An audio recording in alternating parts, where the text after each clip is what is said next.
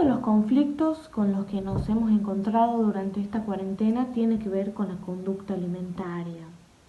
Es algo que de por sí nos cuesta, pero teniendo en cuenta que las personas han estado con mayor tiempo, que han estado con ciertas emociones por ahí un poco negativas, como el estrés, la incertidumbre o la angustia, ha generado que se den muchas personas un poco más de libertad a la hora de alimentarse, buscar otro tipo de alimentos que son más ricos en grasas o que de repente generan o necesitan un tiempo más amplio para cocinarlo, ¿no? Habrán visto todos en las redes sociales cómo subían fotos de comidas caseras, de pan casero, de guisos, de pastas caseras.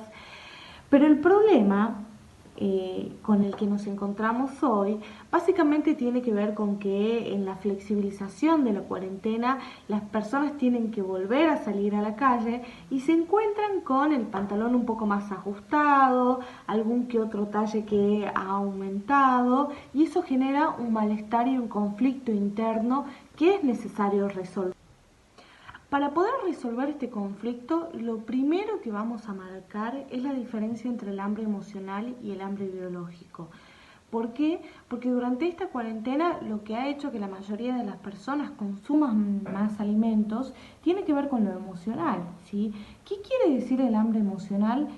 Básicamente, para que se entienda, no estamos buscando alimentos simplemente por el hecho de comer, sino estamos buscando alimentos que nos hagan sentir mejor ante ciertas emociones negativas.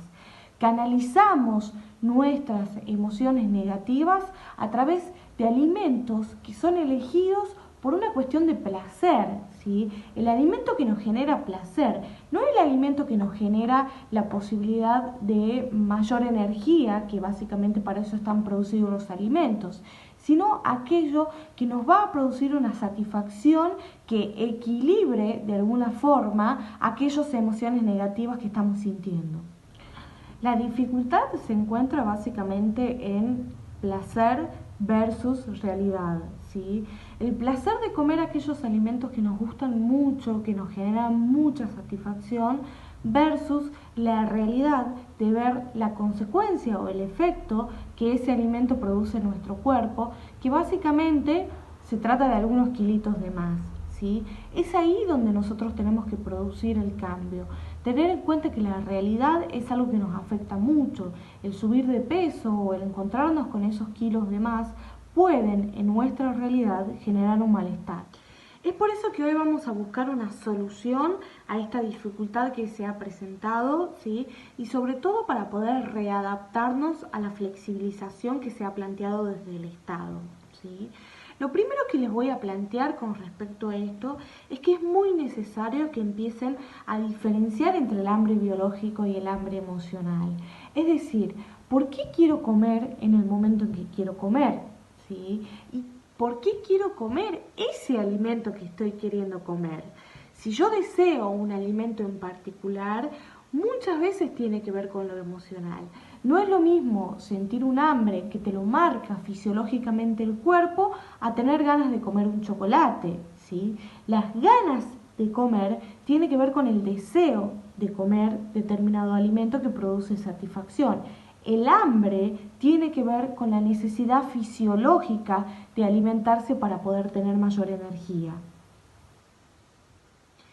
Hoy lo que tenemos que buscar es tener un mayor registro entre esa diferencia, que podamos registrar si efectivamente estamos buscando un alimento porque nos queremos sentir mejor o porque tenemos una necesidad fisiológica.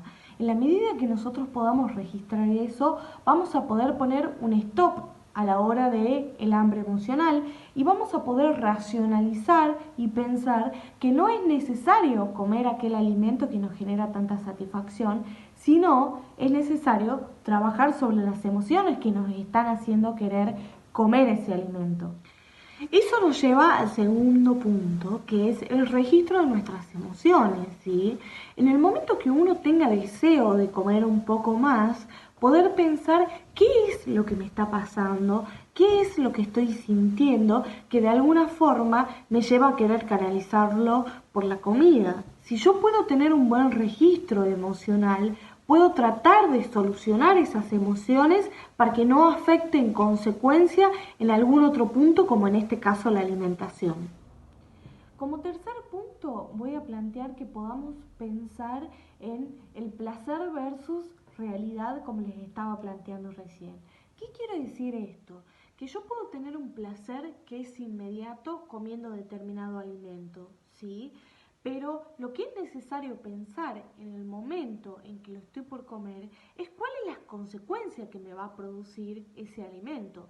Si yo estoy comiendo en exceso, si estoy comiendo compulsivamente, la consecuencia va a ser subir de peso. Y eso en mi realidad me va a afectar y me va a producir malestar, ¿sí? Entonces, poder poner en la balanza, ¿qué prefiero? ¿Prefiero la satisfacción inmediata de un alimento o prefiero la satisfacción inmediata de sentirme cómoda con mi cuerpo y sobre todo en un cuerpo saludable? Como último punto, plantearles que de ser necesario busquen la ayuda de un profesional. Hay muchísimos nutricionistas que están capacitados para poder ayudarlos a buscar una mejor alimentación y una alimentación más equilibrada. Y por otro lado, hay muchos psicólogos que están preparados en trastornos de alimentación para poder manejar sus emociones de tal forma que eso no produzca una consecuencia en una sustancia que en este caso es el alimento.